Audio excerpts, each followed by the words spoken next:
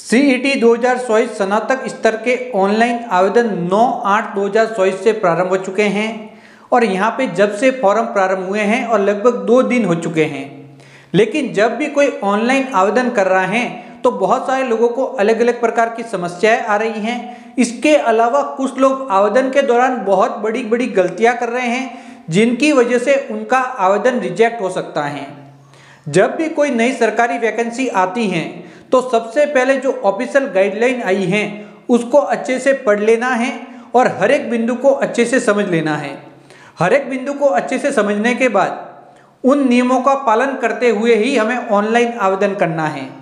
लेकिन कुछ लोग जल्दबाजी में इन नियमों का पालन नहीं करते और ऑनलाइन आवेदन कर लेते हैं और उसके बाद उनका जो ऑनलाइन आवेदन है वो रिजेक्ट हो सकता है और आवेदक का बहुत बड़ा नुकसान हो सकता है। तो आज के इस वीडियो में आप सभी को मैं बताने वाला हूं कि सीईटी 2024 स्नातक स्तर का अगर आप फॉर्म भर रहे हैं तो यहाँ पे कुछ एक महत्वपूर्ण बात है। एक तो है एसएसओ आईडी से संबंधित, दूसरा है ओटीआर रजिस्ट्रेशन से संबंधित, तीसरा है जब आप ओटीआर के अंदर एक लाइव फोटो कैप्चर करेंगे तो उसके अंदर बैकग्राउंड फोटो का कैसा होना चाहिए।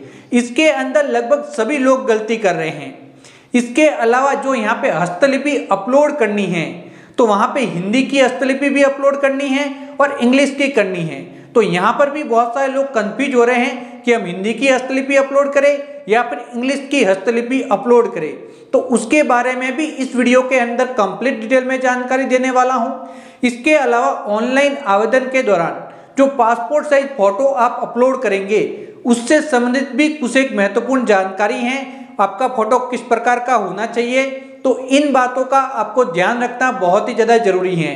तो ये छोटे छोटे बिंदु हैं, तो इसके बारे में आज की इस वीडियो में कंप्लीट डिटेल में जानकारी देने वाला हूं। अगर आप कोई भी वैकेंसी का फॉर्म एसएसओ से भर रहे हैं तो इन बिंदुओं का ध्यान हमेशा आपको रखना है। तो आइए दोस्तों स्टार्ट करते हैं वीडियो।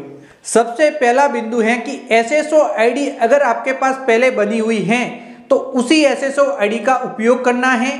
अगर आपको पासवर्ड नहीं पता तो उसको रिकवर करना है और उसी एसएसओ आईडी का उपयोग करके आपको ऑनलाइन आवेदन करना है। नई एसएसओ आईडी आपको नहीं बनानी है। दूसरा, अगर आपकी एसएसओ आईडी पहले से बनी हुई है या फिर नई एसएसओ आईडी भी अगर आपने बनाई है तो उसकी प्रोफाइल में जाके एक तो मोबाइल फोन नंबर और एक ईमेल आईडी आपकी अपडेट कर लेनी है और साथ ही साथ अपने आधार कार्ड नंबर और जन आधार कार्ड नंबर भी एसएसओ प्रोफाइल के अंदर अपडेट कर लेने हैं। तो एक नई एसएसओ आईडी किस प्रकार से बनाई जाती है, अगर एसएसओ आईडी के पासवर्ड पता नहीं है तो उसको रिकवर किस प्रकार से किया जाता है और एसएसओ प्रोफाइल को अपडेट किस प्रकार से किया जाता है, तो ये तीनों ही वीडियो ऑलरेडी मैं बना चुका हूं। अभी आप स्क्रीन पे देख सकते हैं, इनका लिंक इसी वीडियो के नीचे मिल जाएगा जहां से देख सकते हैं। और उसके बाद अगर आपको एसएसओ से संबंधित कोई भी सवाल है तो उसका जवाब आपको मिल गया होगा। तो एक बार आपकी एसएसओ आईडी बन गई, एसएसओ की प्रोफाइल अपडेट हो गई, उसके बाद आता है सेकंड बिंदु। सेकंड बिंदु ये है कि ओटीआर रजिस्ट्रेशन आपको करना होता है। लेकिन अगर कोई पहले से ओटीआर रजिस्ट्रेशन कर चुका है तो उनको ओटीआर रजिस्ट्रेशन करने की जरूरत बिल्कुल नहीं है। इसके अलावा जब आप ओटीआर रजिस्ट्रेशन करेंगे तो उसका पेमेंट भी करना होता है जो कि वन टाइम पेमेंट होता है। अगर एक बार आप पेमेंट कर चुके हैं तो उसको वापस करने की जरूरत नहीं है। कभी आपने ओटीआर पंजीयन करवाया होगा, उसके अंदर अगर आपने वन टाइम पेमेंट कर लिया है तो वापस से इस फॉर्म को भरने के लिए वन टाइम पेमेंट करने की जरूरत नहीं है। अब जब आप ऑनलाइन ओटीआर रजिस्ट्रेशन करेंगे अगर आपका किया हुआ नहीं है तो यहाँ पे आपको या तो जन आधार कार्ड का उपयोग करना है या फिर आधार कार्ड का उपयोग करके यहाँ पे वन टाइम रजिस्ट्रेशन करना है। जब भी आप वन टाइम रजिस्ट्रेशन करेंगे तो आपकी 10वीं की अंक तालिका के अकॉर्डिंग आपका नाम, पिता का नाम, माता का नाम और डेट ऑफ बर्थ होनी चाहिए। अगर यहाँ पे गलती करते हैं तो भी आपका नुकसान हो सकता है। तो एक बार आपका ओटीआर रजिस्ट्रेशन कंप्लीट हो गया 10वीं की अंक तालिका के अकॉर्डिंग, अगर आपके डॉक्यूमेंट में कोई कमी है आधार कार्ड या जन आधार कार्ड के अंदर तो पहले इनको अपडेट करवा लेना है और उसके बाद ही आपको वन टाइम रजिस्ट्रेशन करना है। तो ये बिंदु भी आपका कंप्लीट हो चुका होगा। तो जब आप एक बार ओटीआर पंजीयन कर लेंगे, उसका पेमेंट कंप्लीट हो जाएगा, तो उसके बाद आपका अगला काम बनता है कि आपको ऑनलाइन एक सेल्फी ऑनलाइन अपलोड करनी होगी जिसे लाइव फोटो कहते हैं। अब बहुत सारे लोग यहाँ पे बहुत बड़ी बड़ी गलतियां कर रहे हैं। तो अब किस प्रकार से फोटो कैप्चर करना है तो मैं आपको स्टेप बाय स्टेप समझाता हूँ। जब भी आप फोटो कैप्चर कर रहे हैं तो सबसे पहले आपको देखना है कि वेब कैम के आगे आप बिल्कुल जैसे कि अब मैं खड़ा हूं इस प्रकार से खड़ा रहना है और आपका बैकग्राउंड है वह व्हाइट होना चाहिए, एकदम सफेद होना चाहिए। ऐसा दूसरा कोई भी कलर नहीं चलेगा, वो भी पूरा कंप्लीट होना चाहिए।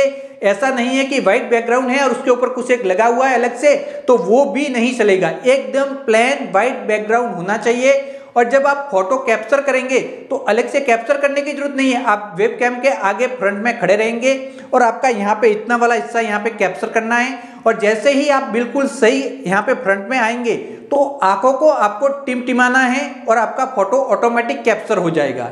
लेकिन कैप्चर होने के बावजूद भी आपको देखना है कि फोटो ब्लर तो दिखाई नहीं दे रहा है, कहीं शैडो तो नहीं आ रही है, या फिर आपका फोटो कंप्लीट है या फिर नहीं। अगर कोई भी कमी लगती है आपको तो आपको बार बार फोटो कैप्चर करना है जब तक कि आपको नहीं लगे कि आपका फोटो बिल्कुल सही कैप्चर हो चुका है। क्योंकि यहाँ पे बहुत सारे लोग ये गलती कर रहे हैं, बहुत सारे लोग व्हाइट बैकग्राउंड नहीं रख रहे हैं। अगर व्हाइट बैकग्राउंड रख रहे हैं तो एक बार जैसा फोटो कैप्चर हुआ उसी को अपलोड कर रहे हैं, ये वो नहीं देख रहे कि फोटो सही से कैप्चर नहीं हुआ है। बहुत सारे लोगों के ब्लर फोटो आ रहे हैं तो भी वो अपलोड कर रहे हैं, या फिर कोई शैडो आ रही है तो उसको भी अपलोड कर रहे हैं। तो ऐसा नहीं करना है, फोटो बिल्कुल सही फ्रंट से लिया हुआ होना चाहिए, बैकग्राउंड व्हाइट होना चाहिए, ब्लर या फिर शैडो नहीं होनी चाहिए। तो फोटो के बारे में आपको बिल्कुल जो भी सवाल है उसका जवाब आपको मिल गया होगा। अब है यहाँ पे हस्तलिपि अपलोड के बारे में। तो यहाँ पे हस्तलिपि का एक फॉर्मेट दिया गया है, उसे पहले आपको डाउनलोड करना है। डाउनलोड करने के बाद कंप्लीटली इसको फिलअप करना है। जब फिलअप करेंगे तो दो सेक्शन आपको दिखाई देंगे, एक हिंदी वाला दिखाई देगा और एक इंग्लिश वाला दिखाई देगा। अब बहुत सारे लोग हिंदी वाला भर रहे हैं और कुछ लोग इंग्लिश वाला भर रहे हैं, तो आपको ऐसा नहीं करना है, आपको दोनों भरने हैं। तो जैसा का जैसा लिखा गया है वैसा का वैसा आपको नीचे यहाँ पे लाइनें दी गई हैं, उन लाइनों के अंदर पूरी की पूरी वो की वो डिटेल लिखनी है। लेकिन ध्यान रखना है कि यहाँ पे आपका नाम लिखेंगे, पिताजी का नाम वगैरह, डेट ऑफ बर्थ वगैरह लिखेंगे। इसके अलावा जैसे कि करता हूँ करती हूँ, तो जो लड़का है वो अलग लिखेगा, लड़की है वो अलग लिखेगा। तो यहाँ पे कुछ एक बिंदु है जो भी आप स्क्रीन पे देख सकते हैं, तो इनका आपको विशेष करके ध्यान रखना होगा। तो ये ऐसा का ऐसा आपको लिखना है हस्तलिपि के अंदर, और यहाँ पे जैसे हिंदी में लिखा उसी प्रकार से आपको नीचे इंग्लिश में लिखना है। उसके बाद ऊपर आपको हस्ताक्षर कर लेने हैं, हिंदी वाले सेक्शन के जस्ट नीचे जो भी आपके हस्ताक्षर हैं, और इंग्लिश वाले सेक्शन के नीचे भी हस्ताक्षर कर लेने हैं। तो दोनों का बनना अनिवार्य है। बहुत सारे लोग कह रहे हैं कि एक बनना है, तो ऐसा नहीं है, दोनों का बनना अनिवार्य है। इसके अलावा नीचे आपकी SSO ID बिल्कुल सही लिखनी है, और उसके जस्ट नीचे यहाँ पे OTR रजिस्ट्रेशन नंबर भी लिखने हैं, और उसके जस्ट नीचे एड्रेस एकदम कंप्लीट आपको लिख लेना है। और उसके बाद आपको eKYC करनी है और वहाँ पे OTP भेजे जाएंगे और वेरिफिकेशन सक्सेसफुली हो जाएगा, तो आपको बता देगा कि वेरिफिकेशन सक्सेसफुली हो चुका है। और उसके बाद आपका OTR वाला सेक्शन कंप्लीट हो जाएगा। एक बार आपका OTR रजिस्ट्रेशन हो गया, फोटो व यहाँ पे हस्तलिपि अपलोड होके eKYC कंप्लीट हो गई, उसके बाद यहाँ पे डॉक्यूमेंट अपलोड करने होते हैं। इसके अंदर आप 10वीं की अंक तालिका, 12वीं की अंक तालिका अपलोड कर सकते हैं, ग्रेजुएशन पोस्ट ग्रेजुएशन की अंक तालिका अपलोड कर सकते हैं। अगर अपलोड करना नहीं चाहते तो ऑनलाइन आवेदन के दौरान भी आप ये अपलोड कर सकते हैं। तो ये वाला भाग आपका कंप्लीट हो गया होगा। उसके बाद जब आप ऑनलाइन आवेदन करेंगे, तो जब भी ऑनलाइन आवेदन करते हैं तो किसी ने पहले OTR पंजीयन करवा रखा है और किसी वैकेंसी में आवेदन किया था, तो ऑटोमेटिक वहां से पासपोर्ट साइज फोटो ले लेता है।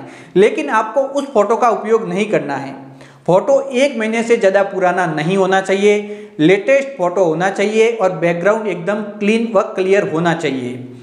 अगर ऐसा नहीं है तो भी आपका आवेदन रिजेक्ट हो सकता है। इसके अलावा जब आप ऑनलाइन आवेदन कर रहे हैं तो बॉडी पे कोई मार्क के लिए पूछा जाएगा, तो वो भी आपको यहाँ पे बताना जरूरी है, वो भी बिल्कुल सही मार्क बताना जरूरी है। तो यहाँ पे विशेष करके ध्यान देने की जरूरत है कि जो बॉडी मार्क वाला भाग है वहाँ पे बिल्कुल सही ऐसा कोई भी एक बॉडी मार्क बताना जरूरी है। तो ये छोटे छोटे बिंदु थे जिसके बारे में बहुत सारे लोग ध्यान नहीं दे रहे हैं और बहुत बड़ी बड़ी गलतियां कर रहे हैं, जिसकी वजह से उनका बड़ा नुकसान हो सकता है। तो इसीलिए मैंने वीडियो बनाया। बहुत सारे लोग इसके बारे में सवाल भी कर रहे थे कि सर हम इसके अंदर कन्फ्यूजन है, तो उन लोगों का तो कन्फ्यूजन दूर हो गया। लेकिन जिसने डायरेक्टली आवेदन कर चुके हैं, यहाँ पे 2 दिन हो चुके हैं आवेदन होते हुए, तो उनका नुकसान यहाँ पे होने वाला है। तो जब भी आप किसी भी सरकारी वैकेंसी में आवेदन करें तो उसकी ऑफिशियल गाइडलाइन पूरी पढ़नी है, अच्छे से समझनी है और हर एक बिंदु को समझना है। यहाँ पे सबसे ज़्यादा जो महत्वपूर्ण बात इसके अंदर है वह है एक तो सेल्फी वाली, और जो हस्तलिपि है यहाँ पे कोई गलती करते हैं तो आप बिल्कुल आपका नुकसान होने वाला है। और पासपोर्ट साइज फोटो के अंदर भी आपको गलती नहीं करनी है और शरीर पे जो निशान मांगा जा रहा है उसके अंदर भी आपको कोई भी गलती नहीं करनी है। तो आप कंप्लीट डिटेल में समझ चुके होंगे। इसके अलावा भी अगर आपके मन में कोई भी सवाल हैं तो कमेंट बॉक्स में जाके कमेंट कर सकते हैं, तो मैं उन सवालों के जवाब आपको जरूर दूंगा। तो उस कमेंट बॉक्स में जाके कमेंट करना बिल्कुल आपको नहीं भूलना है। इसके अलावा एक और महत्वपूर्ण बात बता देता हूं, जब आप ऑनलाइन सेल्फी और यहाँ पे हस्तलिपि अपलोड करेंगे तो एक मौका ही मिलेगा। एक बार आप यहाँ पे अपलोड करके ई-केवाईसी कर लेंगे तो फिर वापस आप यहाँ पे चेंज नहीं कर पाएंगे, तो इस बात का भी ध्यान रखना है। अब आपको कंप्लीट जानकारी मिल गई होगी। अब ऑनलाइन आवेदन किस प्रकार से करना है, क्योंकि ऑनलाइन आवेदन करेंगे तब भी बहुत सारे ऐसे बिंदु होंगे जिसके अंदर ध्यान रखने की जरूरत है, तो इसके बारे में जल्द ही वीडियो बना के आपको जानकारी दे दूंगा। इसके बारे में A to Z जानकारी का कंप्लीट वीडियो आने वाला है। वीडियो बहुत लंबा होगा लेकिन एक एक जानकारी होगी। यहाँ पे जो CET का फॉर्म भरा जा रहा है इसके अंदर गलती होती है तो बहुत सारी वैकेंसियों से आप वंचित रह सकते हैं, तो इसलिए यहाँ पे ध्यानपूर्वक आपको फॉर्म भरना है। तो जानकारी अच्छी लगी हो तो चैनल को सब्सक्राइब करना है, ऑल नोटिफिकेशन ऑन करना है, जिससे कि ऐसे ही और वीडियो सबसे पहले आप तक पहुंच सके। तो बाय बाय दोस्तों।